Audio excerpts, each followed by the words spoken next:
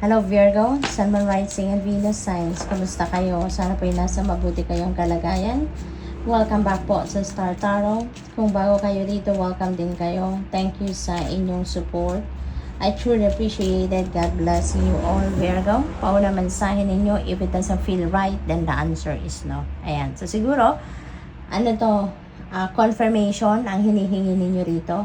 Kaya ito yung maaring kasagutan sa inyo ng Universe, Virgo, no? Pakinggan ninyo ang wisdom of your body, no? Kasi if something is wrong, or if there is something wrong, no? If there is something off key with your situation, mararamdaman ninyo na meron kayong anxiousness na mararamdaman, may discomfort, may pagdududa, may takot, yung gano'n. So, ibig sabihin nun na that is a no. Ibig sabihin nun na that is, there's something wrong there sa kung ano man ang you are dealing with. Kasi, mapapansin nyo yan. Kung yan isang bagay, or kung ano man ang pinagkakabalahan ninyo, no? If that is meant for you, if it's for your highest good, mararamdaman ninyo, no, na magaan lang, excited kayo, may mga opportunities na dumadating to support you, merong magagandang sitwasyon na nagaganap along with kung ano man yung ginagawa ninyo or pinagkakaabalahan ninyo. Parang merong mga support na dadating that it is in alignment, no, sa kung ano man ang inyong pinagkakabisihan. But otherwise, kung hindi, talagang mapapansin ninyo na may mga delays, may mga blockages, yung ganon. If in doubt, ask for inspiration from above. Okay? Kung nagdududa kayo sa iniisip ninyo, kung meron kayong pagdududa sa nararamdaman ninyo, then ask for guidance, no? Ask for guidance. Magdasal kayo, hingi kayo ng gabay, hingi kayo ng signs, no? What else? We have believe in miracles. Ayan. When you believe in miracles, for sure, Virgo, no, makikita mo na miracles are going to unfold right before your eyes. Kaya napaka makapangyarihan ang kung ano ang iniisip natin, ano nararamdaman natin, ano ang pinaniniwalaan natin. Whatever it is that you believe in, yun ang mangyayari. Yun ang magmamanifest sa buhay natin. Seeing a rainbow is a sign from your loved ones in the spirit. Ayan. Saan man kayo makakita ng rainbow, Virgo, it will catch your attention. Kung yan ay sign para sa iyo, it will catch your attention kahit saan mo yan makita, no? Hindi necessarily na yung rainbow lang sa sky na makikita ninyo, yun lang yun. Hindi. Kahit saan. Kahit sa cellphone, makakita kayo ng rainbow, makakita kayo sa mga magazines, sa TV, sa commercial, sa cellphone ninyo, sa mga social media na pinapanood ninyo. Regardless kung saan mo makita, basta rainbow, that is a sign that your loved ones in spirit are sending you a message, no? Nagpaparamdam sila, nandiyan sila, mensahe yan para sa'yo, no? So, what else? We have number 22, is official person. Ayan, so siguro may mga dealings kayo with a person of authority, no? Maaring meron kayong mga pakikipag-usap sa mga opisyal ng gobyerno, maaring gano'n, ano? At saka baka mga nasa mataas na posisyon sa trabaho, baka meron kayong mga pakikipag-usap na gagawin, consultations, mga gano'n. Number 22 is a synchronicity, no? This is a master number. So I suggest pakitignan po ninyong ibig sabihin ng master number 22 for more guidance, okay?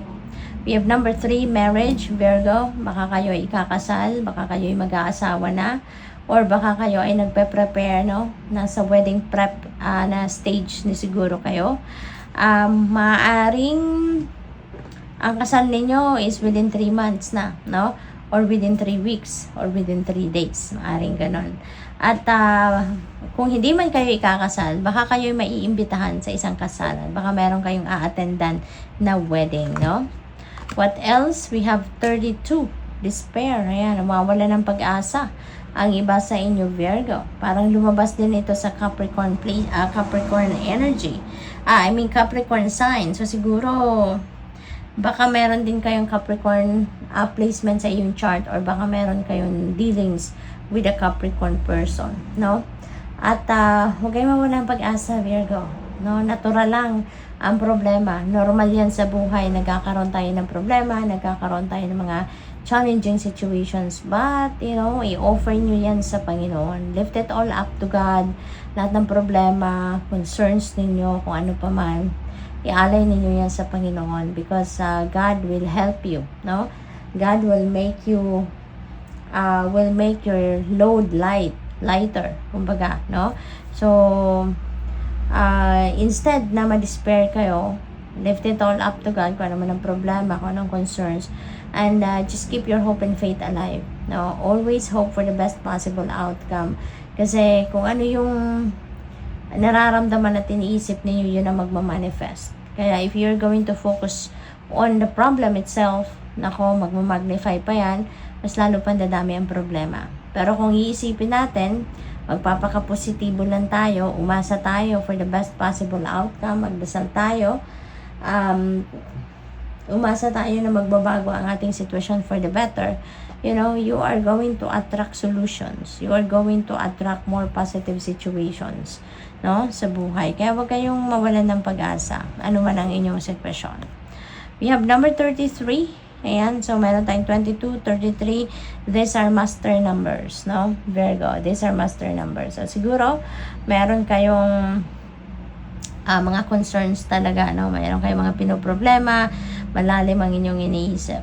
Kaya, I suggest pakitignan din po ninyo yung ibig sabihin ng master number 33 at saka angel number 333 kasi maaaring may mga mensahe dyan na makakatulong sa inyo sa sitwasyon ninyo sa ngayon. Mayroong mga mababasa kayo dyan na baka makapagpagaan ang inyong pakiramdam, makatulong sa inyo na mag-move forward sa buhay rather than ma-stuck sa problema, rather than mag-worry kayo ng mag-worry. Okay? So, what else? We have number 35, pathway. You are heading towards a new path, a different path. Maaring lugar ito na pupuntahan ninyo, sitwasyon na pupuntahan ninyo na kung dati siguro pinapangarap nyo lang ito, ini-imagine nyo lang ang sarili ninyo na nandito kayo sa sitwasyon na to, pero ngayon you are going to make things happen. Sa ngayon, maaaring mag-take action kayo towards this, no? Baka ito yung nakikita ninyong solusyon sa inyong problema, kaya go for it, okay? What else? We have male, female. Baka kayo ito, or baka kung hindi man, baka this is someone na makakatulong sa inyong sitwasyon. Baka itong babaeng ito ang magpe-play ng significant role sa buhay ninyo at this time. At ito yung susuporta sa inyo, tutulong sa iyo, maghahatid sa inyo